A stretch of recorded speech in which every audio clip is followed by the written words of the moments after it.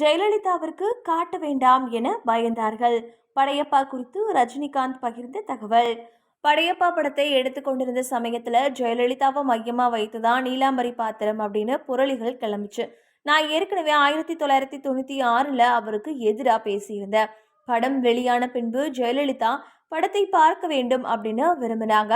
ஆனா சிலர் அவருக்கு காட்ட வேண்டாம் அப்படின்னு பயந்தாங்க.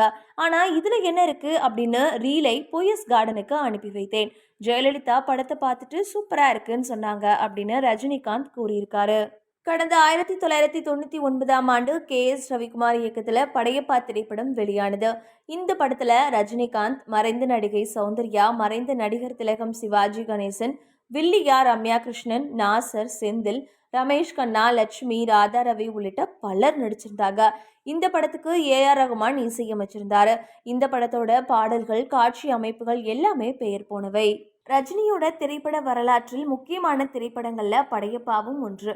நடிகர் ரஜினிகாந்தோட 75வது பிறந்தநாள் 12/12/2025 அன்று கொண்டாடப்படுது. இதையடுத்து அவரோட நடிப்பில் வெளியான சிறந்த திரைப்படங்கள்ல ஒன்றான படையப்பா திரைப்படம் மறுபடியும் வெளியாகுது.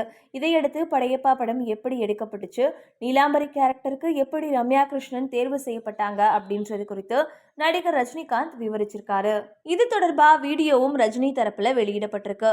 நடிகர் ரஜினிகாந்த் வெளியிட்டுள்ள வீடியோல படையப்பா படத்துக்கு ரம்யா கிருஷ்ணன் தேர்வு செய்யப்பட்ட விதம் குறித்து கூறியதோட, அந்த படத்தோட கதை பொன்னியின் செல்வன் நாவல்ல உள்ள நந்தினி கேரக்டரோட பாதிப்பு அப்படின்னு சொன்னாரு.